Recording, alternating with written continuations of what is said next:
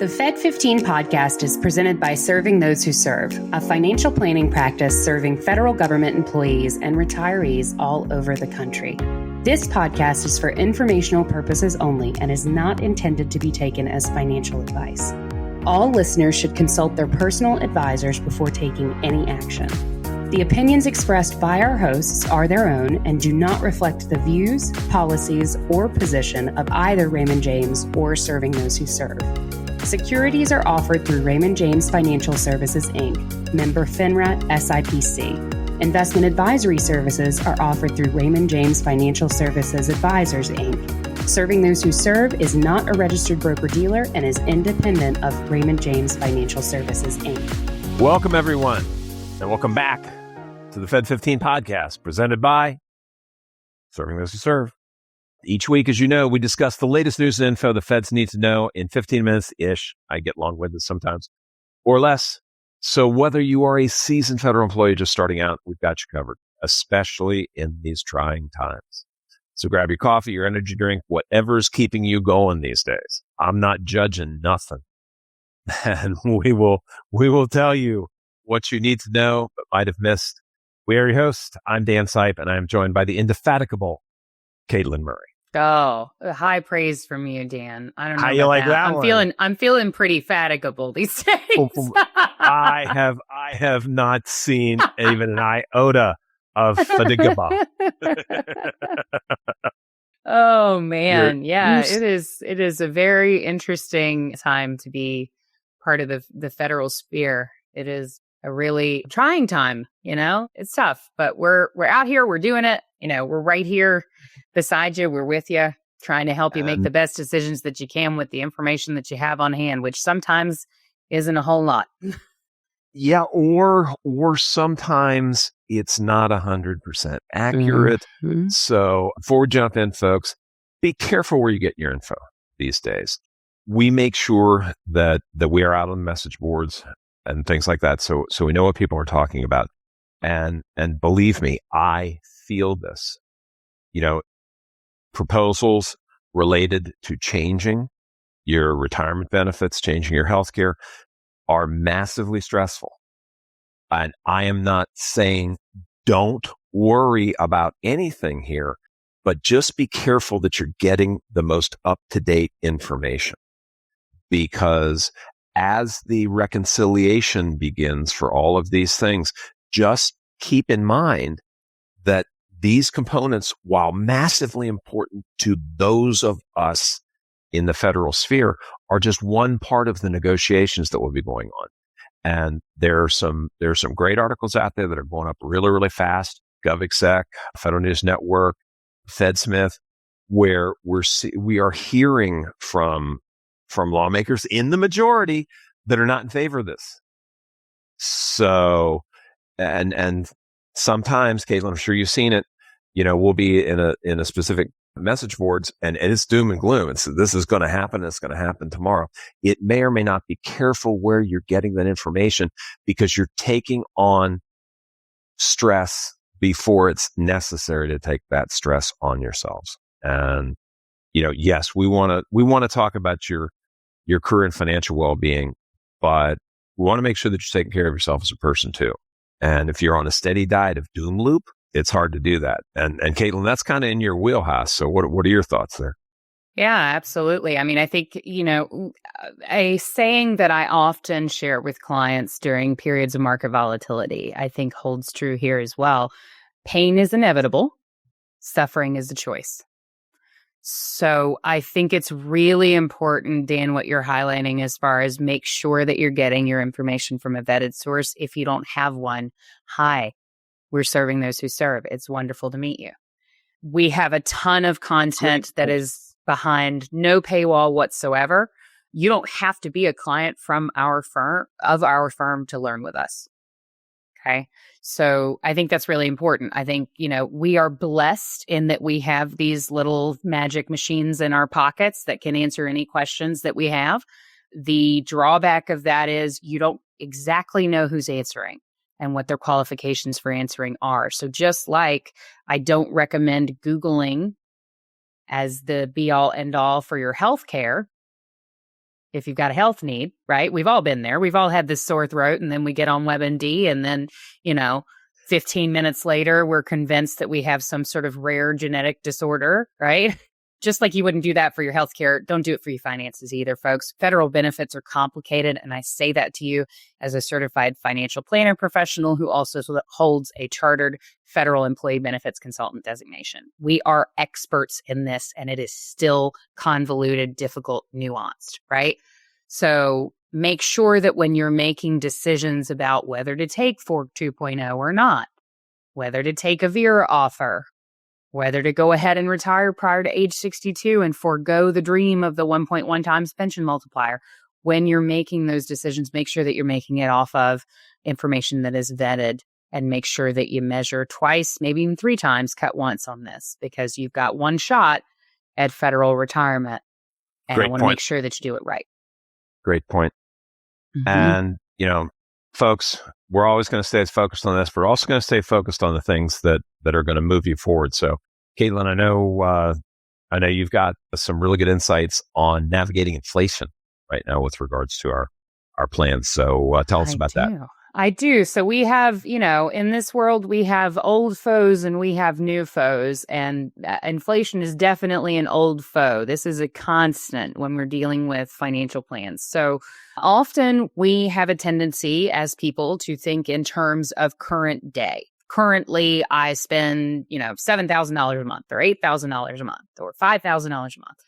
That number is going to change over time when you're dealing with a retirement period that for many people could be 30 plus years, which is very exciting.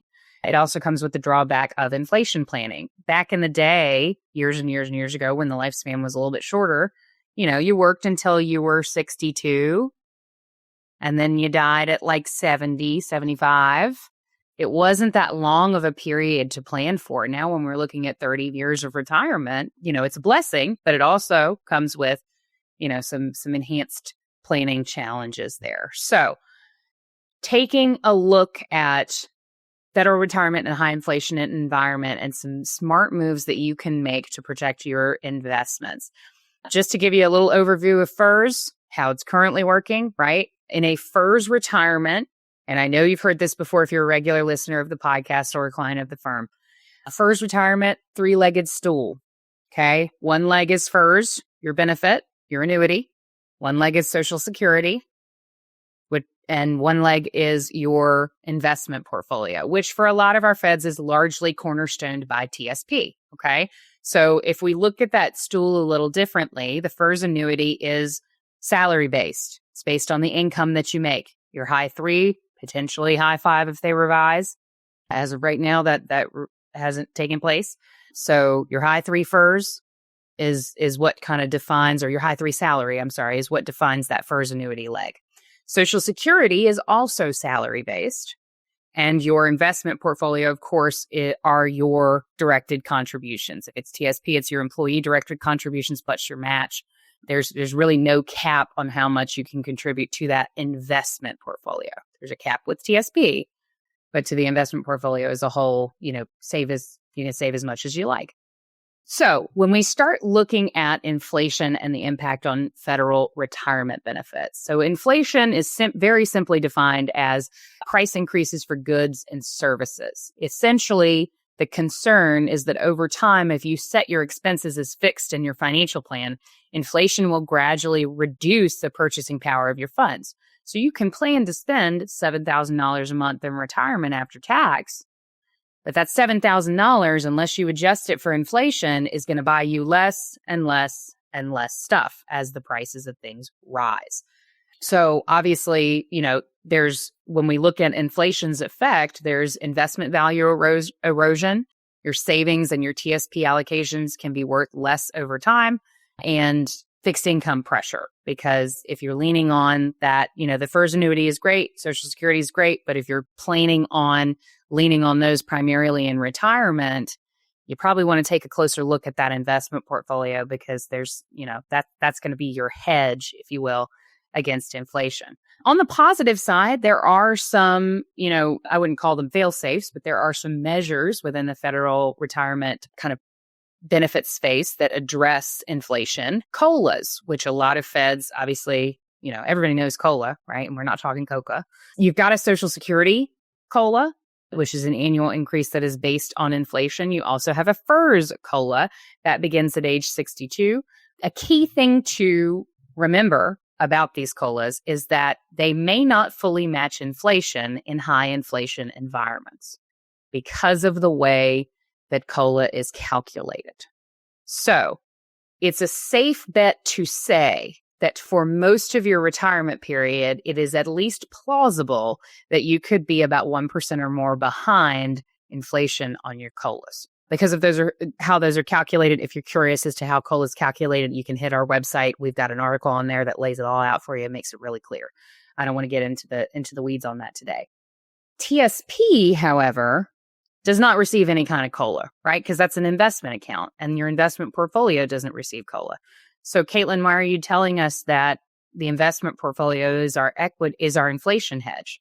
Well, because the TSP funds are invested ideally, and your investment portfolio is also invested ideally. And that kind of brings into account the market, because as the price of everything rises, the companies that own those things that are for sale will continue to bring in income, and they will pay that income to their dividend, to their shareholders in the form of dividends. They will also pay it in the form of capital gains distributions. So your investment portfolio is where you want to be a market participant and really make up for that 1% or more inflation gap, inflation lag with your COLA. Sure. So in the TSP, if you're investing in the TSP, what that looks like is figuring out a customized allocation that works for you based on your risk capacity, which is the amount of risk you need to take to reach your goals, and your risk tolerance, which is how much volatility can you take before you are up awake at night not sleeping, right? And you've got 5 options. You've got G, F, C, S, and I. If you're curious as to how you can work on a TSP allocation and get to something that works for you, we've got an article on that on our website. So check that out. It goes into detail on those funds and what they are.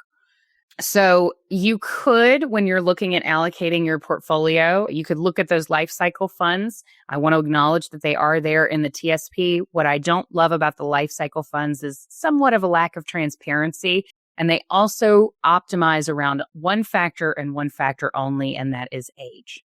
So you pick ideally the year that's closest to your retirement or what you imagine your retirement may be, and then they allocate according to that. Typically, those target date funds or those life cycle funds tend to skew more conservative is the other side of the equation. You tend to have a little bit more fixed income, a little bit more G and F exposure than the equity exposure. And really those equities, not as much small cap.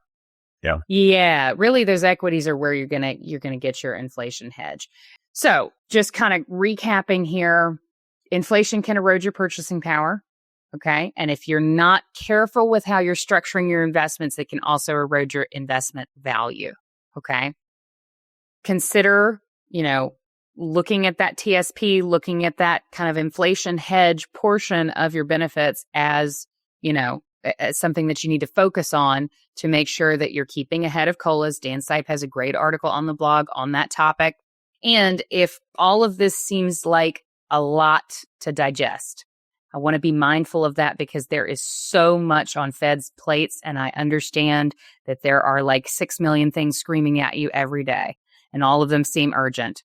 Work with a professional. Reach out to a professional. You're not going to find an article online that's going to give you the perfect allocation, even on STWS. And that's my favorite website.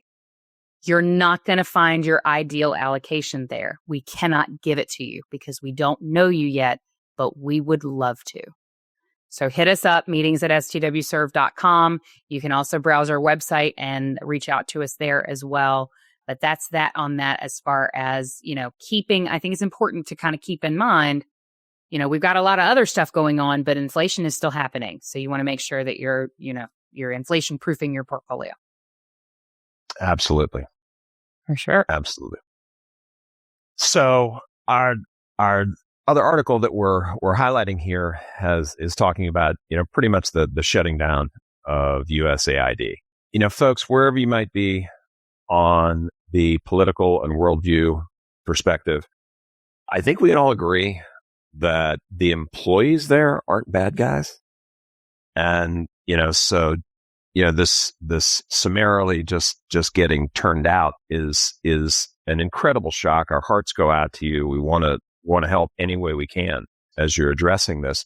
But there are some kind of best practices that scream out that we're going to cover here that really will support any of our feds who may be looking at a challenge, because that's the case where a whole agency is being eliminated, but there are whole sections of agencies that are being eliminated. So these types of trauma and disruption are happening. So big thing is, from a standpoint of the short term, manage what you can manage. Okay. It's going to be stressful. Focus on what's controllable.